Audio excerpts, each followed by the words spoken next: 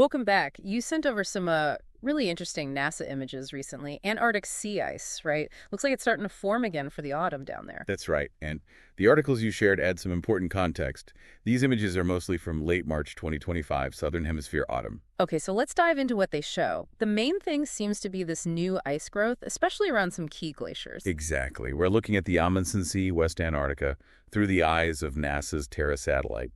And what really jumps out is this grayish color in the newer ice areas. Grayish. What does that usually mean in these images? Well, it likely means we're seeing grease ice. It's that very first stage, like a thin, almost oily-looking slush of tiny ice crystals on the ocean surface. Ah, grease ice. So that needs pretty calm, cold conditions to form, doesn't it?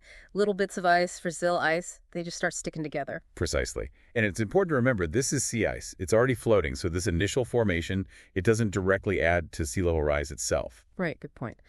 Now, one of the articles mentioned this growth is happening right after the annual sea ice minimum extent was measured, and that minimum was low, wasn't it? It was, yeah.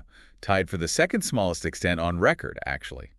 Which makes what we see next even more, well, intriguing. Intriguing how? Despite that overall low minimum, the ice in this specific area, the Amundsen Sea embayment, it shows some unusual persistence after the main summer melt.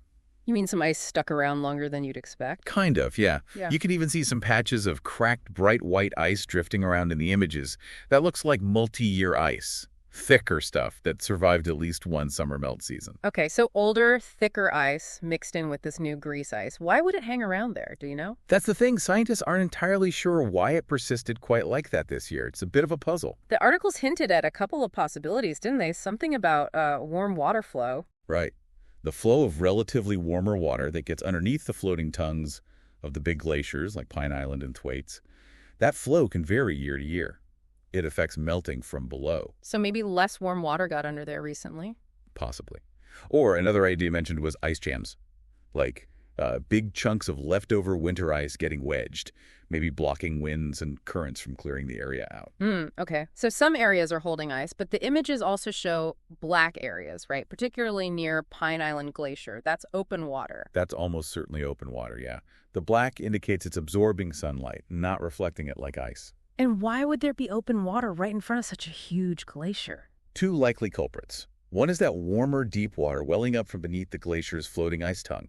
It's warm enough to prevent freezing or melt thin ice. Like an underwater heating vent, sort of? In effect, yeah. And the other factor could just be strong offshore winds blowing any newly formed thin ice away from the front before it can consolidate. It really shows the complexity down there. You've got freezing, melting, currents, winds, all interacting. Definitely. And this sea ice, even this thin grease ice starting now, plays a really crucial role as winter sets in. How so? Well, it's going to grow. It'll become thicker, more widespread. It provides vital habitat for Antarctic wildlife like seals and penguins. Right, the habitat aspect. And importantly, it acts as a protective skin on the ocean. It dampens waves that could otherwise erode the fragile fronts of the glaciers and ice shells. Especially important for glaciers like Pine Island and Thwaites, I imagine. They're the ones everyone's worried about regarding sea level rise. Exactly. They are notorious contributors. So watching how the sea ice behaves right near them, like this persistent grease ice, is pretty significant. Does the fact that ice, maybe even this multi-year ice, stuck around longer near them tell us anything specific? Well, the article suggested it hints at potentially deeper, less understood oceanic processes, things like how subsurface heat moves around or maybe those ice jam dynamics we mentioned. It's complex. So this region's ice patterns are really shaping the conditions in those very southern waters. They absolutely are.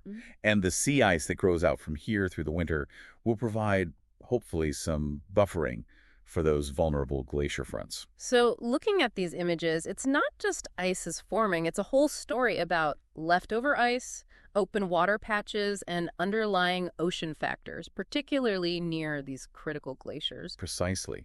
The fact that some ice lingered longer than expected really does raise questions about the ocean's role, which might be changing in ways we don't fully grasp yet. Okay. Well, hopefully exploring these images and articles has given everyone listening a bit more of a detailed picture without getting too bogged down. It's fascinating stuff. Thinking about how sensitive these polar regions are, it makes you wonder what other subtle changes, maybe things we aren't even watching closely yet, could be telling us something really important about our planet.